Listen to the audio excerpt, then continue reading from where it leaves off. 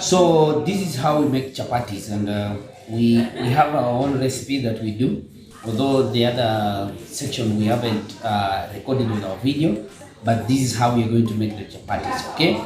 Now I want to show you the dough itself. It's here, and I've just rolled it up, flattened up. Now I want to see how we are going to roll it. So I applied some oil on the dough, and now we want to cut it into our slices so that we roll it, and then we make our chapatis right away. And the grain is already ready, our pan is ready. So this is how it is. That's 1, 2, 3, 4, 5. I'm using this one because this one is for pizza. You can it's a nice item for you to use when you are cutting your dough, especially it's made for the guys, the pastry. It's very nice. But if you don't have such a one, you can just use the knife. Okay, you can just use a knife, or maybe you have a small knife. It's quite easy for you to cut the dough when you flatten it out. So this is how it is. This.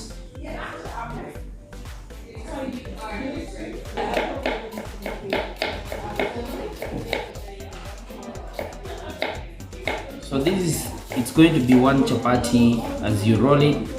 You roll it. The reason why we do this because we want the layers to happen or to be seen while making our chapati, preparing them. So we are doing this because we want the layers.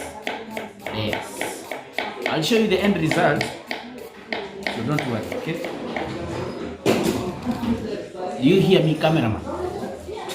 Camera person. So this is it. I'm going to repeat the same until the end. All of them, 1, 2, 3, until the end. This is how you're going to happen. So at times you might find the dough to be too huge.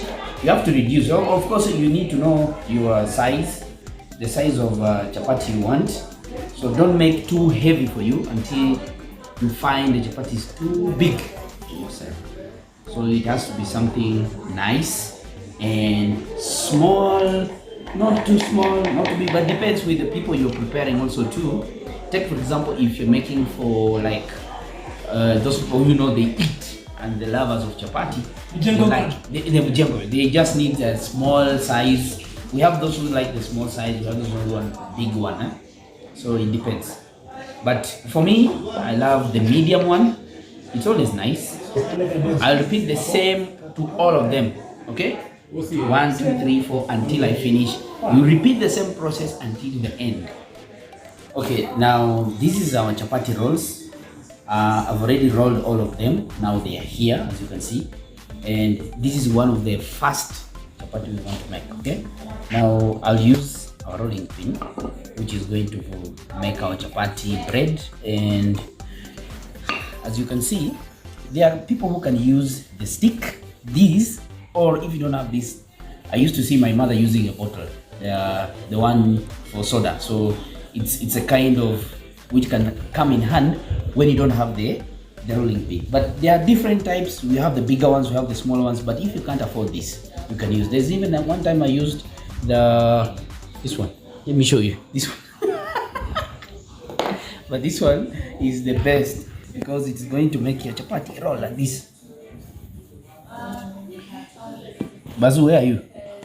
You need to be on this side. So this is the hardest part, guys. This is the hardest part to make sure that it's flat. This is the hardest part. We have so many people who don't know how to use this unless you practice. Just like any other person, you can never learn how to swim unless you get into the water. So do this at your home. Try this at your workplace. Make sure you learn how to roll it until it becomes a round, nice dough. Are you recording?